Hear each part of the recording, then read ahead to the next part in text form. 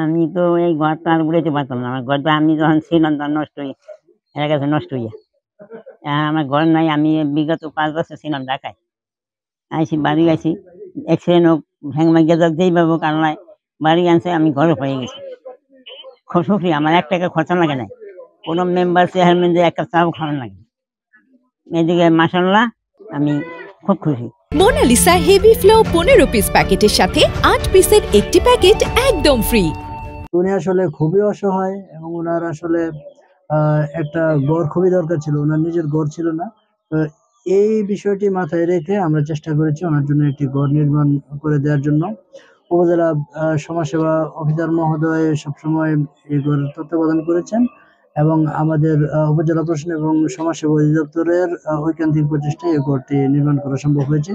আশা করছি উনি এই গৃহে শান্তির সাথে বসবাস করতে পারবে এবং ওনার যেহেতু আয়ের কোনো উপায় নাই, এজন্য ওনাকে আমরা টাইম টু টাইম খাদ্যদ্রব্য সরবরাহ করছি সরকারের পক্ষ থেকে। আসলে আমাদের সামাজিক নিরাপত্তামূলক কর্মসূচির আওতায় ঋণ কার্যক্রম, অনুদান এবং ভাতা কার্যক্রম রয়েছে। যেহেতু উনি ভাতা পাচ্ছেন, ঋণের আওতায় ওনাকে আনা হয়েছে। এর বাহিরে ওনাদের যে প্রশিক্ষণের মাধ্যমে যে পুনর্বাসন যদি করার সুযোগ আসে, আমাদের কার্যালয়ের পক্ষ থেকে আমরা সেটা করব।